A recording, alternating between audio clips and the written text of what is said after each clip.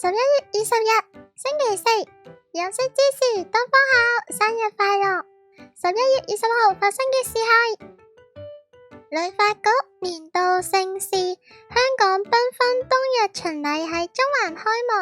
巨型玩具聖誕天地，20米高嘅戶外聖誕樹，仲有28棵迷你聖誕樹已經打頭陣喺皇后像廣場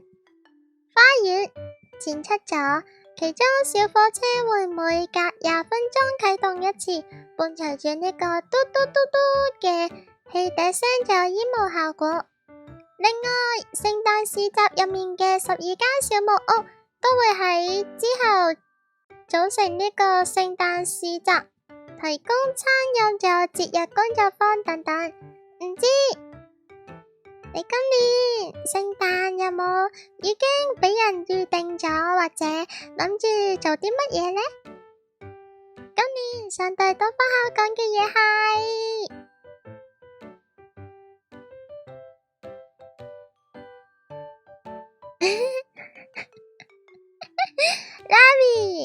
Larry 收咗你之前畫嘅一張 fan art 趴喺張床嗰張，但係呢一直都冇再開 ASMR 台，結果一直都用唔着。但係 Larry 係仲記得呢張圖， Larry 係冇忘記到嗰張好靚好靚嘅圖，只不過就係一直未有機會用到，之後應該會有機會用到，但可能唔係 ASMR， 到時再做返啲適合嗰張圖嘅主題嘅直播，係咯。然後Larry諗你呢排可能都忙緊 RG 嘅嘢咁樣，感覺今年好似小優見到考哥嘅圖，唔知係咪可能現實生活變忙咗，或者係都有其他想做嘅事咁樣呢？不過無論點都好，Larry諗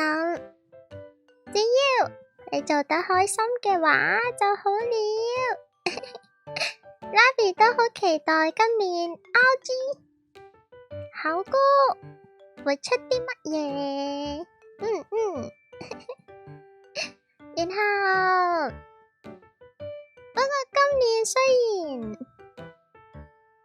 小優見到考嘅畫，不過都仲有喺直播會見到你出現。有諗過可能忙，或者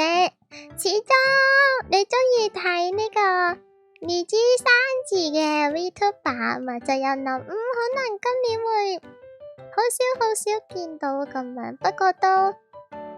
仲有好多見到你睇台嘅印象。所以 Larry 都開心了。最後再次祝你生日快樂，希望你除咗生日睇到呢條祝福短片會笑之外，每日都開開心心啦，拜拜。